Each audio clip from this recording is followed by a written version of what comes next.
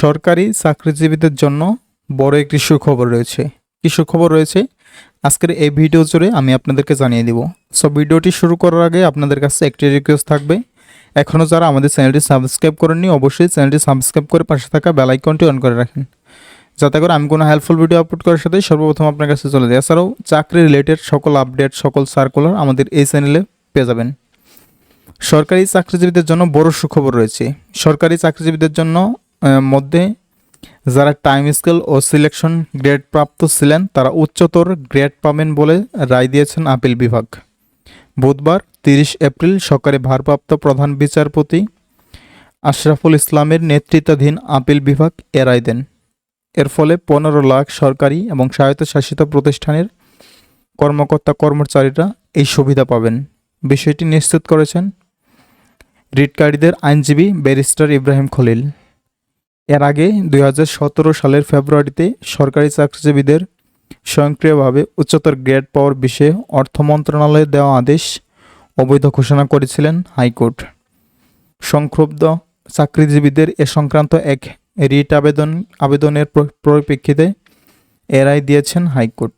জানা গেছে 2016 সালের 21 সেপ্টেম্বর এ সংক্রান্ত পরিপত্র জারি করে অর্থ মন্ত্রণালয়।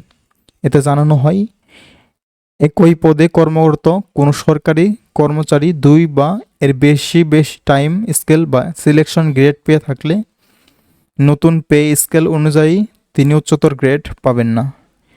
তবে এরই মধ্যে একটি মাত্র তার টাইম স্কেল অথবা সিলেকশন গ্রেড পেলে নতুন স্কেলে শুরু একটি উচ্চতর গ্রেড পাবেন। পরিপত্রটি জারি হওয়ার পর সরকারি চাকরিজীবীদের মাঝে অসন্তোষ দেখা দেয়।